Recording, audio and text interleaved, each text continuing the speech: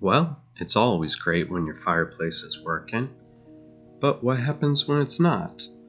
When you go turn it on and it lights, but then the pilot light looks weak.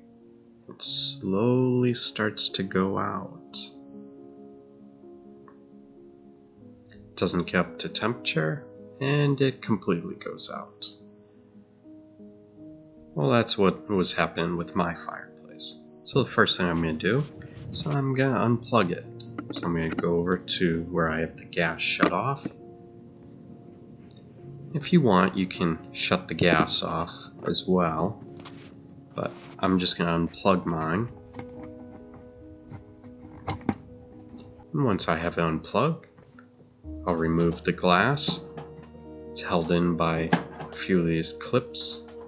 Now this is a Napoleon Elevation X36.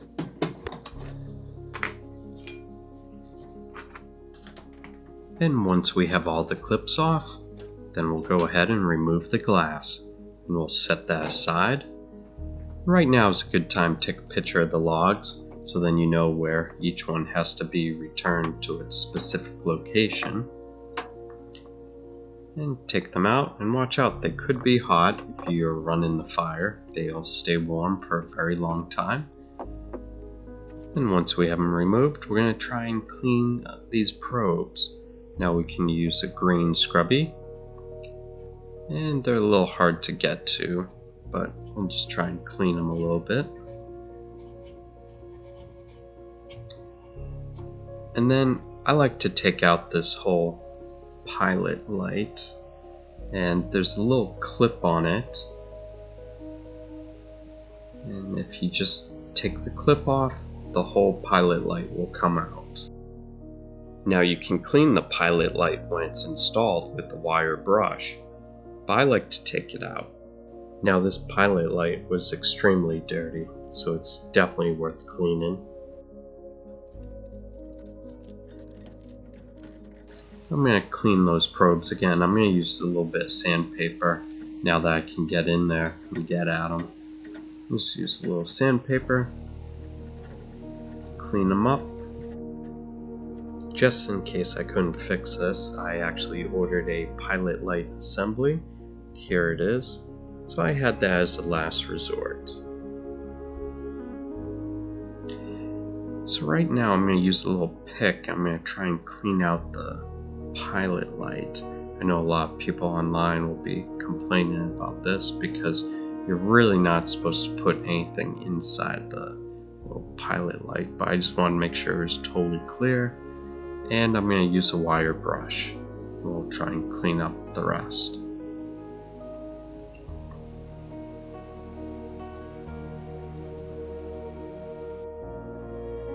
These wire brushes were extremely helpful for cleaning this.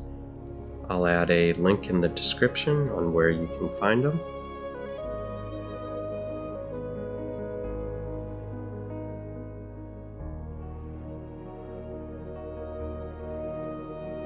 And then once I have it cleaned up, I'll just use the pick again just to make sure it's totally cleared out. And now I'm going to do something a little different. I have an air compressor, so I have an air hose. I'm going to spray a little bit of air through the pilot assembly, just in case there's any little debris in there. And actually it looks pretty good.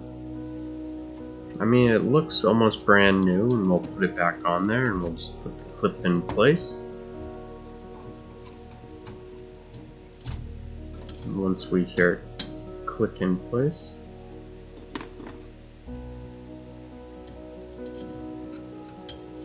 a little hard to get to, and there it goes. And we'll start to put the rock wool back down.